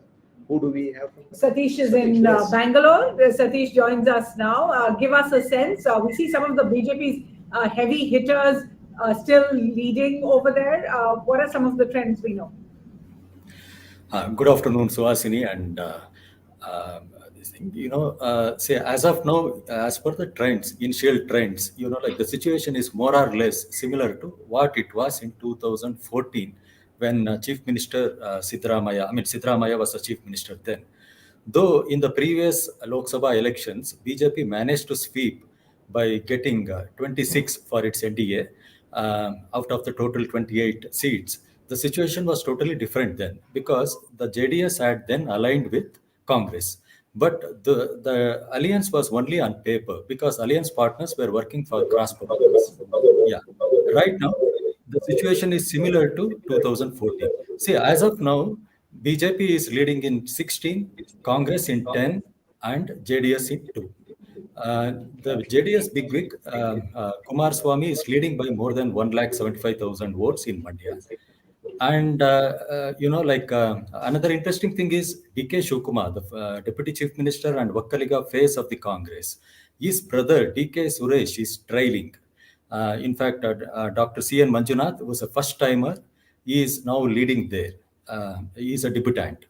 And another interesting feature is that nearly 25% of the candidates are first timers and youngsters. They are leading. In fact, they have become the torchbearers for the Congress as of now. For example, Priyanka Jarkiwali, who happens to be daughter of Minister Satish Jarkiwali, Sunil Bose, who is the son of Minister Mahadevappa, Sagar Kandre, who is the son of Forest Minister Ishwar Kandre, and Dr. Prabha Mallikarjun, who is the wife of Congress Minister Mallikarjun. They are all leading. In fact, Kumar Nayak, former IAS officer who entered politics after his retirement, is also leading in Raichur. And Mansoor Ali Khan of Congress is leading in Central by a narrow margin. And of course, the nation would want to know, I believe, Prajwal Revana is trailing by a narrow margin as of now Interesting. in Hasan. Yeah, by a narrow margin, as Of of course, now. this is after he left for Germany, facing all those very, very Yes, serious yes. charges. Polling, Sadish, polling in his Yeah, yeah. constituency happened after this controversy broke or before that? No, 2 days, 2 days before the polling, these pen drives went viral. Right. So they did have some kind of an effect. And Anandan has been very patiently waiting. Anandan, we're seeing saffron has begun to show Some its... hues in Kerala. Yes. Marginally. Yeah, some hues in Kerala, finally. Yeah, that is the not exactly a surprising element. This is something that was predicted by pollsters earlier. But then, like in 2014 and 2019, when BJP came second in Thiruvananthapuram constituency, it was expected. I mean, this time around, it was expected that the same would happen when the coastal votes are counted in Thiruvananthapuram. That it would favor Shashi Tharoor. That was the general perception. But now that Rajiv Chandrasekhar has reached a lead of about 24,000 votes, it looks a bit unassailable at the moment because counting is now towards the final rounds. And as far as Thrissur is concerned, Thrissur was predicted to have the same result partly because ever since he first contested there in 2019. Suresh Gopi, actor turned politician and former Rajya Sabha MP, has stayed put in the constituency, worked almost like 24/7. He has carried out a lot of charity work. He has used his personal charisma as a film actor, and he has been there. In fact, in the initial stages of campaigning, there was a video which got circulated in which he was seen reprimanding the local BJP leaders. So people there say that the votes are not for BJP, but personal votes polled by Suresh Gopi there. In fact, in 2019, he polled nearly 29% votes. And when he contested the assembly elections from Thrissur segment, which is part of the Thrissur Lok Sabha constituency, he was able to get 31% of votes. But this time, the interesting factor is Padmaja Venugopal, daughter of former,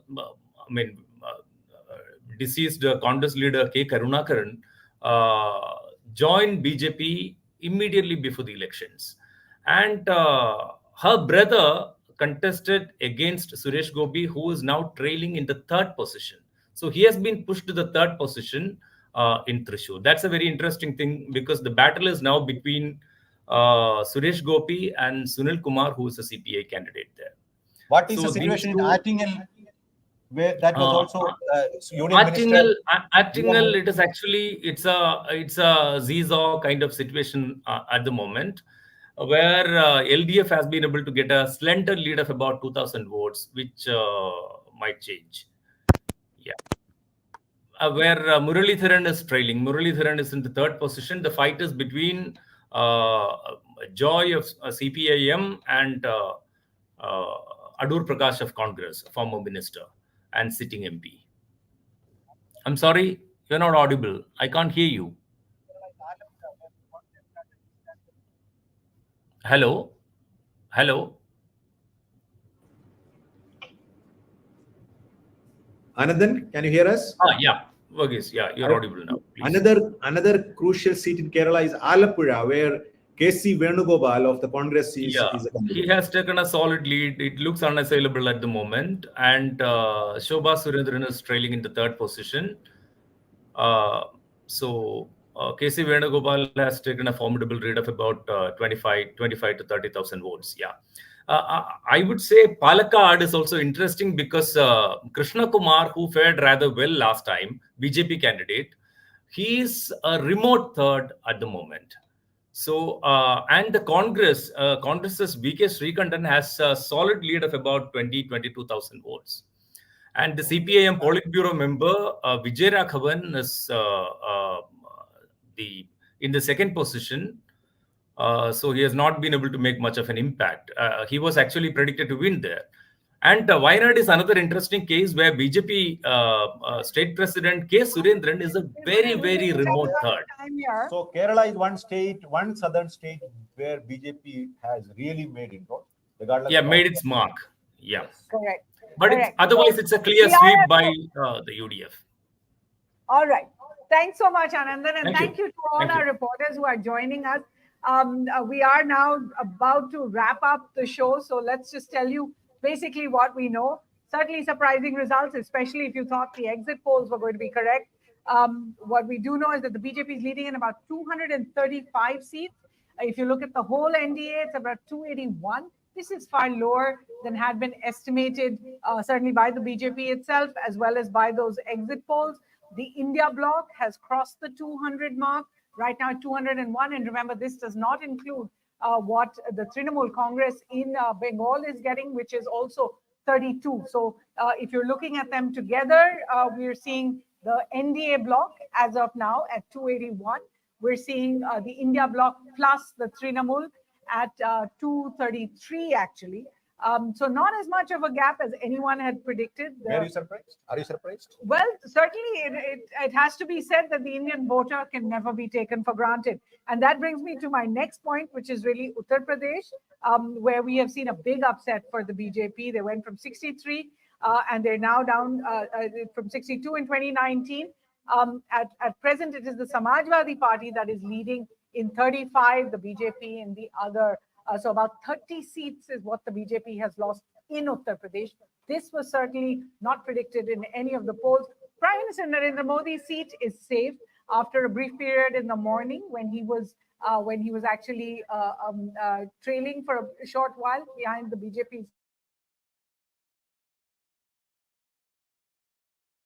1,000 votes. In Bihar, the BJP was ahead in 11. Partner JDU in 14. So it certainly seems as if Bihar, we weren't able to get to Amit over there, has reposed its faith in the NDA. In Andhra Pradesh, we're seeing the TDP having swept. The BJD has faced a setback in there both in the state and the center. In Haryana, the BJP is behind the Congress. Another unexpected outcome. In Rajasthan, the BJP is ahead, but the Congress has got 8 seats, so doing better than many had thought in Rajasthan. We move then to Kerala. The BJP has made that entry, certainly, if the trends hold out and the leads are quite ahead in both Thiruvananthapuram and in Thrissur, the BJP is ahead. In West Bengal, and we spoke about this, is really the dominance of the Trinamool Congress seems to remain. And then we are left with a few others. What is most important, apart from the actual national trend, seems to be the markets themselves. Remember, they had a huge bump on Monday when it looked as if the BJP and the NDA were going to cross 350 to even 400. Both the Sensex and the Nifty have dropped about 5% in the late morning trade. So what remains is to go across to Shobhana and Sandeep, perhaps, and start with you, Varghese. We're looking now at a national picture, which essentially is, perhaps you had predicted this, the BJP and the NDA kissing around 280, just over the halfway mark. That is exact. So the point is, I cannot actually leave this show without making a sales pitch. If you actually were subscribing to the Hindu and reading the Hindu, you would not be surprised at all at what you see today. As we discussed yesterday, if these exit polls were to come true, that would mean political journalism. It is a death to political journalism because reporter after reporter, including our reporters, Shobana, Nistula, Sandeep Phukan, Ishita, all of them who traveled to the interiors, to the districts, to the constituencies, did come back and report that this is exactly what is happening. In Rajasthan, in UP, in Bihar, for instance, Bihar, where the BJP is doing much better than related in comparison to other states, our reporting exactly reflected what it actually. Uh, so the point to be noted is that you please subscribe to the Hindu, read our reporting. This will actually keep you well informed. That is point number one. Point number two is that when there is a massive trend to assume that okay, you can gauge the mood of the voter by asking them a quick question. Okay, tick this, tick that thing. That is what opinion polls are about. I'm not questioning their legitimacy or validity. Numbers are there for all to see. Qualitative report, trying to understand what people think, process that information, and present it for the reader. That is actually political journalism is all about. And I think this one, as you rightly said, people have a mind, and understanding that mind is the craft of political journalism. People have actually spoken in a manner that they will not be ticking a box there or here. Uh, that could come through the conversations, and that is actually coming through the outcome.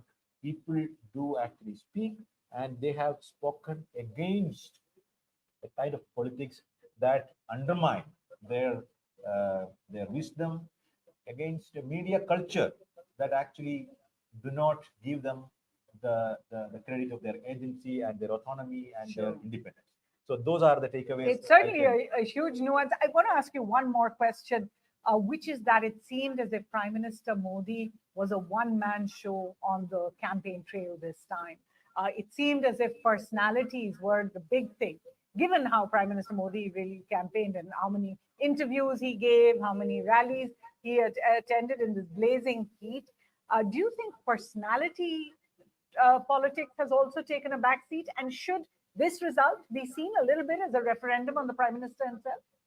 See, over the last 10, 15 years, actually, even before 2014, this personality cult had actually taken over politics. That is not an India-specific phenomenon all over the world. Populism is based on one person and that person's messianic claims to be the God-sent person, to be the deliverer of things that for the people. So that has actually meant an undermining of the BJP as an organization, the role of the candidate in individual constituencies. That has never been as insignificant as it is being today. I mean, yesterday, if you have noticed, somebody actually counted that all NDA candidates, individually somebody counted, all NDA candidates said this vote is not for me. This is not for me. This vote I am seeking only for Prime Minister Narendra Modi. Because the candidates were chosen in a very arbitrary manner for calculations that are not tethered in the reality of the local people. We have spoken to numerous BJP leaders in Uttar Pradesh, for example, who were really unhappy and resentful about the candidate that they were campaigning for. Sure. Let's bring in Sandeep and Shobhana. Sandeep, I want to ask you straight off. We are looking at numbers that give the incumbent NDA another run at power. That probably, involves a certain continuity. But if the BJP, and I'm certain there will be a lot of soul searching within the BJP about where it lost and where it just was not able to hold on to its old constituencies, where do you think the bulk of the blame will lie? Varghese suggesting that the choice of candidates was one part, the taking for granted of certain vote banks was another. Where do you think really some of those lessons are?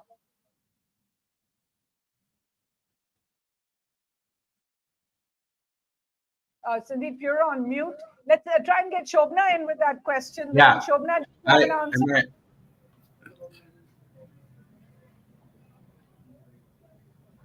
Can you hear me? Yes, we can hear you. Yeah, I said that, if you reverse the question, Suhasini, and let's say that BJP were to get 300 plus, Prime Minister Modi was the face of the campaign. Everything, everything was woven around the personality of Prime Minister Modi. So quite clearly, credit would have gone to him. So if the BJP hasn't done well, a lot of that criticism also will have to be shouldered by him. That's that's there because essentially Prime Minister Modi was the single face of the BJP's campaign, and they will have to. He has to shoulder some of the criticism. But yes, as Varghese was pointing out, that when you have a personality cult, it also involves that you are basically relying only on the personality cult, and you are not actually focusing on your organization, on the feedback from the ground, on the kind of candidates that you have put on. So all of this they will have to do when they do their soul searching. They will actually have to go back and review. For example, Rajasthan is one state, Suhasini, where the Congress has done very well. One of the Congress strategists had actually told me that they will get 10 seats. They've come, they're leading on 8 as of now. They've come close to that number. What it means is that when the assembly elections had happened in December 2023, just 6 months ago, if you recall, the choice of the chief minister was a total surprise. Mr. Bhajanlal Sharma had just come up as a surprise candidate. And what it also means is that it wouldn't have gone down very well with the senior lot of leaders in Rajasthan. So the party will not function cohesively and will not put up a united face when it comes to Lok Sabha elections. So if this, all these questions will come up when they do their introspection or when they do a post-mortem of these results. But these are questions, for example, in UP, a lot has been talked about in private circles. In political circles privately, not reported really. The tension between the central leadership and Chief Minister Yogi Adityanath, did that have a role to play as the elections, as Samajwadi Party and the India bloc has gone ahead? So how much of that had a role to play in terms of poor performance? These are questions that will be asked. They are going to ask. And Sobhana, if I could get you in, apart from your thoughts on how it's all playing out right now, I want to ask what this means when Chandrababu Naidu and Nitish Kumar have delivered in their states. They become very much more powerful within a coalition, especially one in which the BJP is at 235, as Sandeep said, not at 300.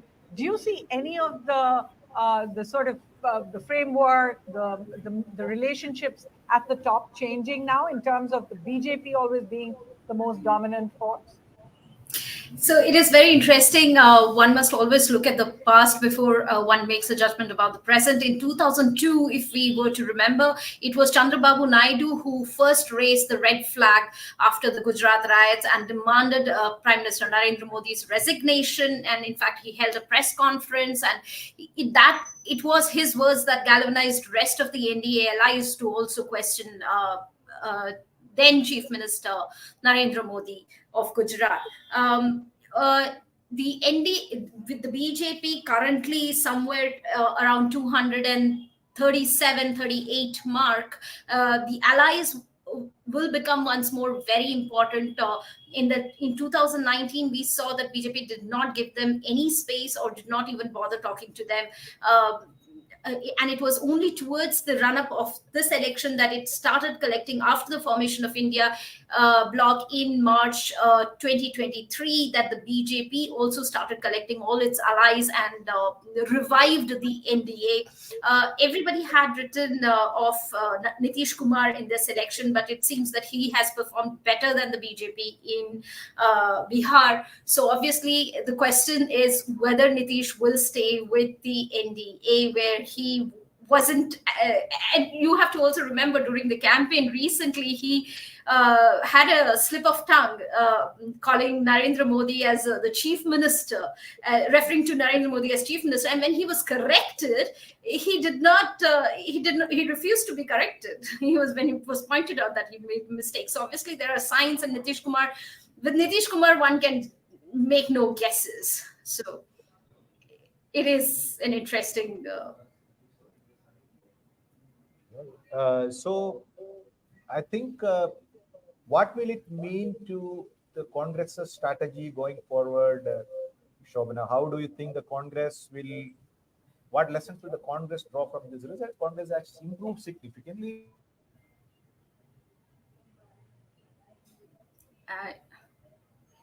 I can't hear you. I think briefly. Our video internet seems to be giving a trouble. The opposition. Yeah, if you would You continue. watch the India alliance being birthed. You've seen it go through so many pangs in the last few months. It seemed until a couple of months ago that there may not actually be any kind of coordination between them. Where do they go from here? So yeah, this is a very interesting thing. In March 2023, when India Bloc formed, many of the founding members left them in the run-up to the election. Nitish Kumar left, Jayant Chaudhary of RLD left. Till December, the last meeting, India Bloc had the last meeting on December 19th in Delhi. And there were all sorts of tensions within the alliance. In fact, Mamata Banerjee, despite having long conversation with the Congress, could not arrive at the seat sharing arrangement for West Bengal. There were but once the campaign, and in fact, in September, they had also formed various committees, campaign committees, manifesto committee. They were all supposed to coordinate with each other to have a discussion in real time on a daily basis. But none of these committees worked. And if in fact, if you remember, just before the Madhya Pradesh election, the first India Bloc rally was supposed to be held in Bhopal. And this was announced by Congress General Secretary K.C. Venugopal, but despite the announcement, Kamal Nath, who headed the Madhya Pradesh unit, shot it down, and that rally never happened. So there was no cohesive campaign to begin with. But I think voters had a mind of their own. And in fact, in all my travels, one thing was very clear. Maybe it is because of Prime Minister Narendra Modi's own attack on India Bloc and persistent consistent attack on India Bloc, that there was a clear recall value of the alliance. So in UP, if you were to ask a voter who they're voting for, or who are the candidates in fray, their answer would be it is BJP and India. From India Bloc, we have so and so, and then you had to ask again to sort of understand whether it is Congress or Samajwadi Party, which is very, very interesting. So Asni, you're on mute.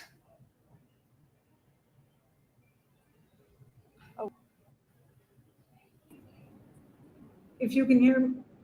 Yeah, now we can hear. Sandeep, your final thoughts, because of course all eyes are on the Congress right now. The idea that the Congress has nearly doubled its score from last time, but of course nowhere near being able to form any kind of ruling coalition right now. Is the credit going to go to the whole alliance? Is it going to go to Mr. Kharge? Is it going to go to Mr. Gandhi? And where do you see the next step, which is really which of these two constituencies is Mr. Rahul Gandhi going to choose? If he wins both, he's leading in both. I'm not sure we have Sandeep.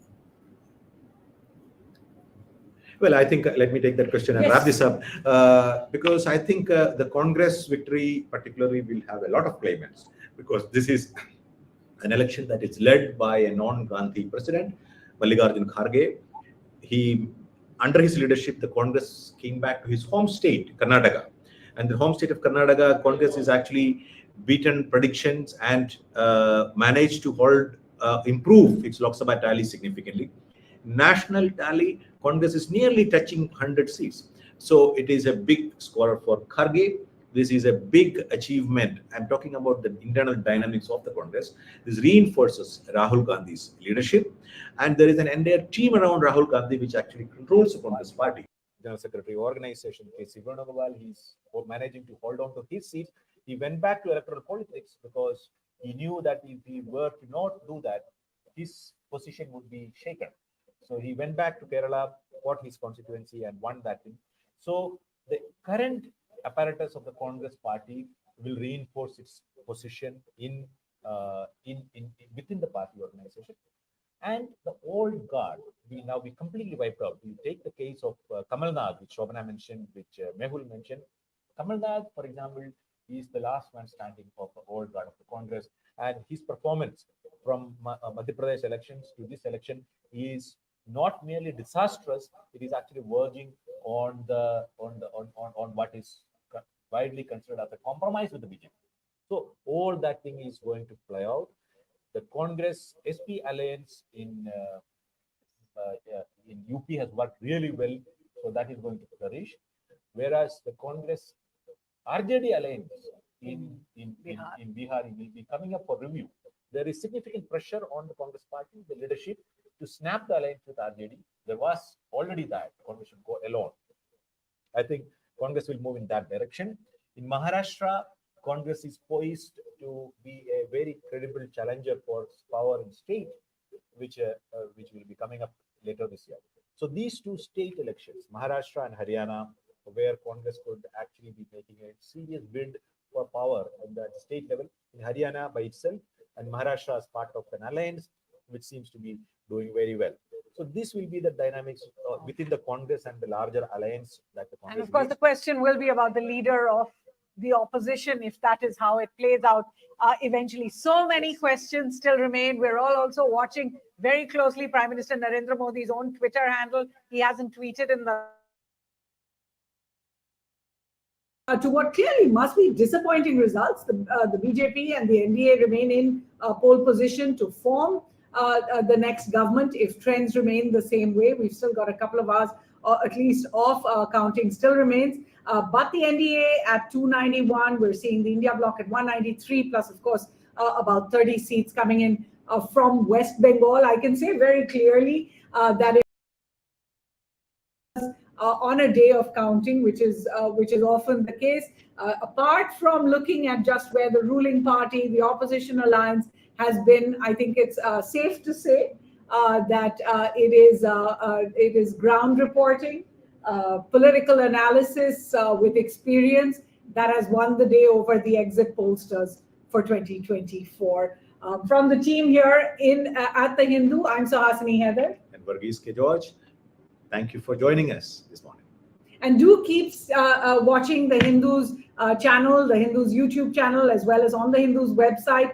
In the next 15 minutes, we're going to have a very important discussion on Hindu-Muslim polarization. Did that play out particularly in a state like Telangana and Kerala? We're looking at what strategies the BJP use. And as you can see, the BJP has been able to put down roots there. Talking about Andhra Pradesh, why did anti-incumbency become such a big factor in a real sea of yellow across Andhra Pradesh today? That's at 2:30 p.m. The big picture on the BJP Southern push, how did it fare? That's at 3:15. Karnataka's election is going to be discussed at 5:15. I know a lot of you are waiting for that. And at 6 p.m., we're going to take an entire look at the 2024 Lok Sabha results. The discussion will be hosted by Managing Editor Amit Barua, panelists Enram, Nirupama Subramanian, Javed Ansari, Nirmal Pathak. So there's lots to stay tuned to at the Hindu. This is certainly our maiden venture, but it's been certainly very interesting. Please keep your comments